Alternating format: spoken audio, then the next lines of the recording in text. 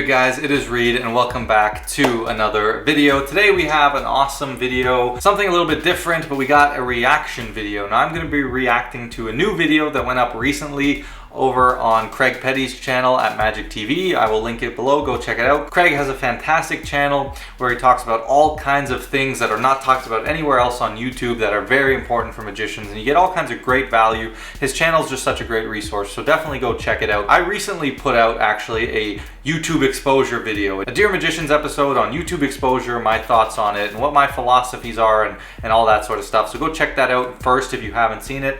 And that same day, just after I finished shooting, Craig dropped this video, and so I'm very curious to check it out and see what he has to say. I'm sure it'll be a good video, and I'll give you guys my thoughts and what I think on what he has to say. Now, this video is about 35 minutes, and if you know anything about me, I like to talk, so it's probably going to be long, so we'll probably do this in two parts. So this will likely be a part 1 and a part 2 type thing on this reaction. But you know, I'm excited to see what Craig has to say, if we share any of the same thoughts or if I differ on anything. But regardless, make sure you go check out Craig's video, and then we can watch it here together, and then I can give you my thoughts on it here. So as always, guys, if you'd like to check out any of my private lessons, you can check those at the link below.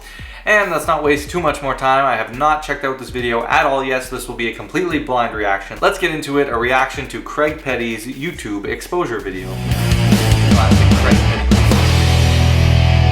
Petty. When people are seeing short form videos, whether they're YouTube shorts or their TikToks or their Instagram reels or something like that, they're literally just scrolling. And so if they see a video exposing how a particular trick's done, that's an issue, because they're not searching for secrets. They haven't put any effort into finding out the information that they want. They might not even care less about magic. That's an interesting concept. I agree with him generally, because I've always thought that short form content generally shouldn't expose. But I say generally because I've taken like my behind the screen series, which if you haven't seen, go check it out, best series on my channel, which I reveal elaborate omegle magic, but it's the methods are done to be entertaining. So those I tried as short form content, and they've done pretty well. But those are, hey, look how I did this magic trick. It's fun. It's not like, let me expose someone's magic trick, or let me tell you how all the magicians are making the handkerchief disappear with the thumb tip, right? It's not like exposure for the masses. And the reason I think we shouldn't really expose in short form, especially like gimmicks and known effects and like double lifts and that stuff, is just because those videos are going to get pushed to such a large audience. They take seconds and you learn the secret and it's ruined. And the reason I think that's exposure, which is not always great, versus teaching, which is good, is teaching you get a long, more detailed video, and if you go through that, only the people watching that are going to be the ones who really care. People who are going to, listen to me ramble for 20 minutes about how to hold a deck of cards and do a double lift are the ones who care, and they have to put in some effort to get there, right? Like he does mention, I never thought about that, it's interesting, but oftentimes those videos will just pop up on your feed. So, in the case that I've done it a little bit, it's been for like an entertaining purpose, not like here's an exposure thing, right? And it's been my own, method that I wanted to reveal. But, those people, they might not have even been searching for that. And so, it could have some negative impacts. Whereas if someone's teaching it, it's a longer video, the secrets are hidden inside the video. You actually have to watch. You have to, go out of your way and look for the video that you're trying to find. Let's be honest, they'll probably forget about that secret in 0.10 seconds. Very true. But a small percentage of them won't. On that video, Unbiased Magic Reviews, which is a review channel that reviews magic products. Never heard of him, never seen any of his videos. And has reviewed some of my stuff in the past. That's no shade, by the way. I just honestly never watched or heard of the guy. He makes a statement, and I'll read the statement out exactly. I'll read the exact statement out, and he says, why don't you address the exposure of magic on YouTube to the general masses? Address YouTube channels that are openly teaching magic secrets to the general public. This includes your friend Lloyd Barnes and other YouTube channels like Rick Holcomb, who are teaching age-old magic stroke coin technique stroke secrets that are not theirs to teach. They did not invent these moves and secrets and are openly teaching them to the general public on YouTube for pathetic clicks and subs. Magic is being ruined by magic exposure on YouTube. All right, before we hear Craig's words, let me give you my initial reaction to hearing that. Okay, one, I don't know who the Rick guy is. I haven't heard of him before. Again, no shade, just, not everyone knows everyone. Lloyd, of course I know Lloyd. And for the most part, everything Lloyd's taught is his own creation. I mean, he's a super creative, and I watch a good portion of his videos, and they're all very unique gimmicks. And here's the thing, guys, like, I try to teach a good portion of my own things that are, original, but at the end of the day, it's very difficult, especially in card magic and then those sort of things. Lloyd might have an easier time with the gimmick side, but I'm sure it applies there too.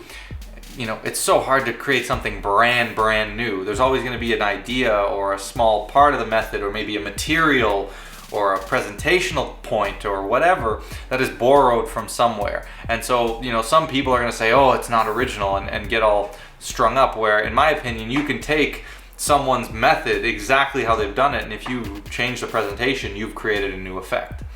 That's the way I think of it. So that's a weird statement, and like I said, I try to teach a lot of original things, or at least put my own spin and teach how my handlings and my thoughts on things. The other thing he said is, we're doing it for likes and subs. I mean, yes, those things are nice, because at the end of the day, they translate to like monetary value, and it's not just like AdSense. Like, building a following establishes these days, it's a social credit, right? So, if you have a bigger following, people are more willing to hire you, give you, more opportunities, and in turn that makes money. So of course it's important. I'm not gonna sit here and lie, but I know someone like myself, and I would think someone like Lloyd and Craig, like, the amount of videos Craig puts out, you can't tell me that he's doing it for the money, because he's not getting paid enough money off AdSense to be putting out 20 whatever videos a week, okay?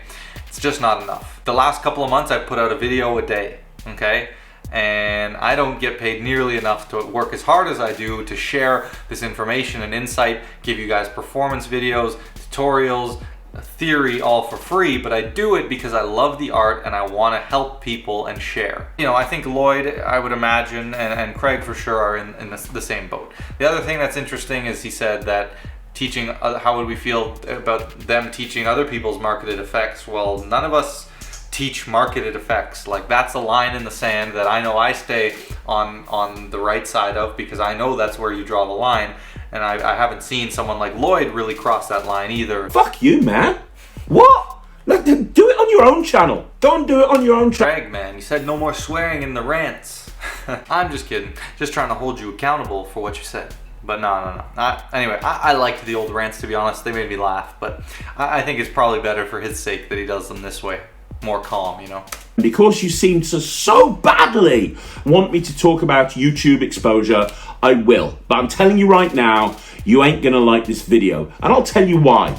It's elitist attitudes like yours that drive me up the wall. Absolutely drive me up the wall. It's elitist people like you that put a barrier up and guard secrets so closely. So let's talk about these two examples, like your friend Lloyd Barnes and the other YouTube channel like Rick Holcomb. Now, I've got to be honest with you, I had to go on YouTube and look up Rick Holcomb. I had to go and look him up. I knew the name. Yeah, it looks like he's got a great channel. Maybe I'll put a link to it in the description, but a lot of coin magic, so not up my alley, but I'll definitely give him a sub and check out some of his vids. He's got a video that went up 5 days ago, Edge Grip Technique, Coin Magic. And it's a 29-minute video with incredible production quality on how to learn edge grip and the various different techniques. You know what I see here? I see a whole bunch of really well thought out, well produced videos that are teaching moves. They're not teaching people's tricks. He's saying he's teaching other people's tricks. He's got interviews. He's got interviews with Colin Klaus, the creator of Ghost. I don't see an issue here at all. When I got into magic, right, I didn't have much money. I definitely didn't have enough money to buy or the latest videos. I would save up and I would get like one a month or something like that. I didn't have that much money. But what I did have is I had a local library. And I would go to that local library and I could get access to however many tricks I wanted for free. There were fantastic books in that library. What is the difference between me taking a book out of a library 20 years ago and somebody going on YouTube and looking for a video on how to perform coin magic? What is the difference? Because ultimately, at the end of the day, there's two issues with YouTube. I have several issues with YouTube exposure. One. Okay, on his library analogy. Now, I will be honest, I read a few of the comments on this video before I watched it here with you guys. There were some people who were not a fan of that analogy, and I think they're wrong. I think this is a really good analogy. Of course, okay, let me get it out of the way off the gate. It is a little bit easier to go on the internet and search than get up, walk to a library to take out a book. But that's a straw man argument at the end of the day, saying that it takes a little bit more effort to go to the library, and that's why the secrets are okay to be exposed in the library, is the dumbest thing I've ever heard. I mean, I get what you're trying to say, but it's a weak argument and it doesn't hold any validity, because that's not what we're talking about. We're talking about why is it okay to have all these free magic in the library versus YouTube. YouTube is the new library, okay? Kids do not go to the library. I am 23 years old. I was born at the end of the 90s, okay? And I've only been inside a library at school because I was forced to, okay? I got into magic from someone showing me a trick, and then I went home and started to Google and YouTube and learn magic myself through the internet for free, because I was a 6, 7, 8-year-old kid with no money, and the only reason I am here today is because of YouTube. So the library is a good analogy because it's just modern times, and any person who does not agree with that is just too far stuck in the past and needs to, understand these are the times and move on. It's about videos and YouTube now rather than books and library. You can check the stats, you can check the data. It is what it is. It's what kids prefer. The big issues is, I think there's a lot of YouTube videos out there. There's a lot of people that teach magic on YouTube that haven't got the ability to teach. They cannot teach. They do not teach. And if they do teach, they teach it badly. They teach either technique badly, they don't talk about the history of the move or the history of the sleight. They just teach it all completely badly. Really, really badly. I mean, I'm not going to speak too much on that for myself. I feel like I do a great job and put as much as I can into my teaching, but at the end of the day, how I teach and how good my teaching is up to the people who are learning from me. And I do have a lot of receipts. Go check the comments. I have hundreds and hundreds of comments telling me that my teaching is great and people love my style of teaching. So I would say I'm probably a good teacher. History, I could do better. I think I could do better.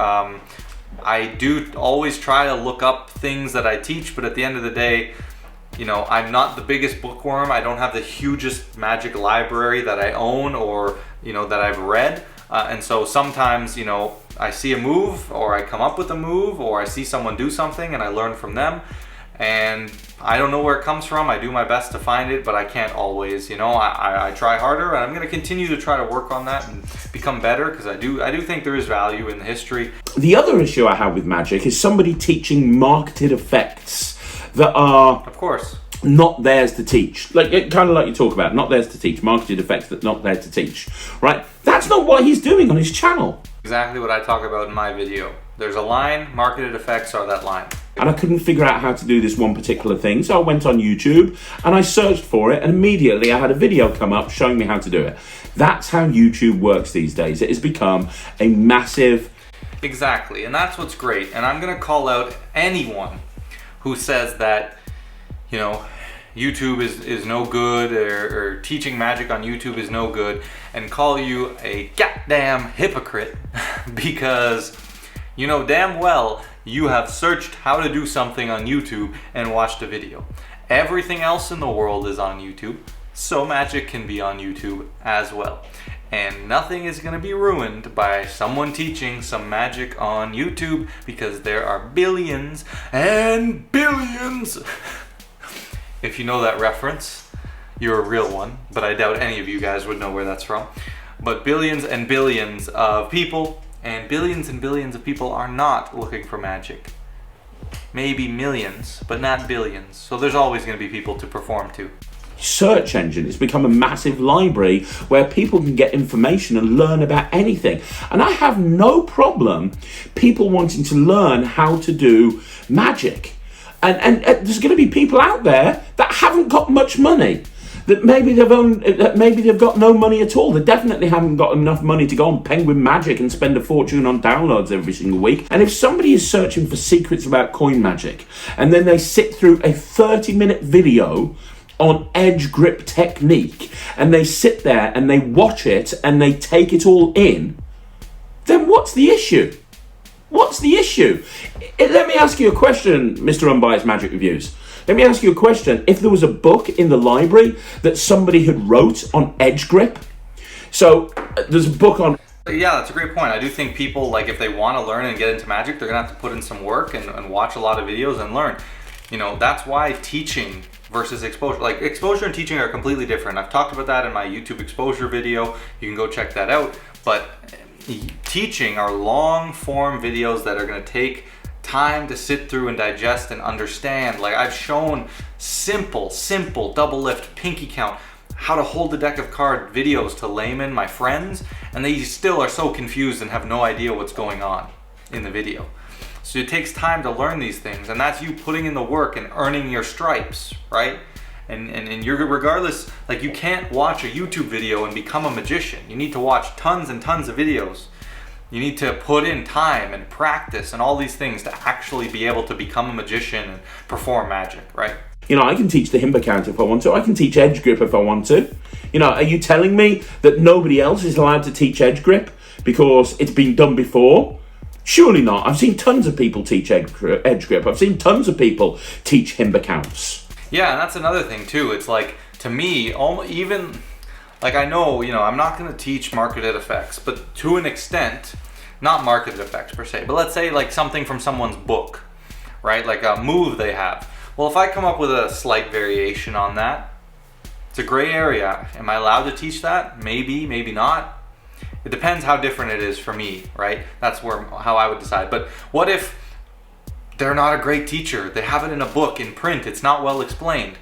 Wouldn't it be advantageous to the magic community for someone different to teach it? Like, part of me feels like, you know, people can teach, like, almost, you know, part of me almost feels like that would be okay to one, get that in video for the first time so that people can learn from the video. Two, teach it in a different way. Sometimes it just, you need a different teacher to teach something, right? And so to me, almost different people teaching the same thing is like almost like a brand new, you know, spin on the whole move or whatever it is. So, you know, in a sense, I'm almost like, why can't we? Because it's beneficial to the community. But I understand it's a gray area, so I don't often dabble with that, but it's just a thinking of mine, and, you know, it makes sense to me. Why wouldn't we allow people to be able to teach more things that, you know, maybe right now we wouldn't say they could, but it's like, come on, a different tutorial, a well done taught video, it's important for the community. So thank you guys for watching. I hope you enjoyed part one. So if you guys like these type of videos, these reaction videos, please let me know in the comments, and drop a like on this video. I'd really like to know in the comments as well what your thoughts are on these matters and YouTube exposure, and my thoughts and Craig's thoughts, and let's just get a discussion going. Lots to take in here, lots to think about. I think Craig made a lot of great points, and I think these are things that are important to think about. You know, especially me as a YouTube magician, but you guys as well as people who consume, you know, magic content on YouTube. And if you disagree and you think it's all bad, well, I urge you to reflect on some of these points. Also, maybe go check out my YouTube exposure video, and I can give you some more insight. I think Craig's library analogy, well, some people don't like it. I think they're just plain wrong. It's a good analogy, and they're just hung up on the wrong parts of the analogy, right? Analogies are not perfect, but you need to take away the right things from the analogy to get the point. Otherwise, the point's just gone over your head. And, you know, guys like Lloyd and Rick, you know, they're not doing anything wrong. You know, I think they're doing good things for the community. Lloyd's got a great channel. Rick seems to have an awesome channel. So, you know, make sure you go check out those guys. I'm sure you've all heard of them, though, if you're watching this video. So anyways, guys, I'm gonna end that here, and make sure you stay tuned, hit that subscribe button and that notification bell so you don't miss part 2 of this reaction video. So if you guys are new here, I do offer private lessons that you can go check out at the link below, where we do one-on-one lessons where we go over effects, sleights, card magic, mentalism, whatever it is, to getting you on the path to becoming a better magician. I make you custom lesson plans. I stay with you step by step, and you have a full curriculum to get you to where you want to be. So guys, with all that said, welcome all the new subscribers. Thank you so much for watching, and don't forget to like, comment, share, subscribe, and I will catch you in the next video.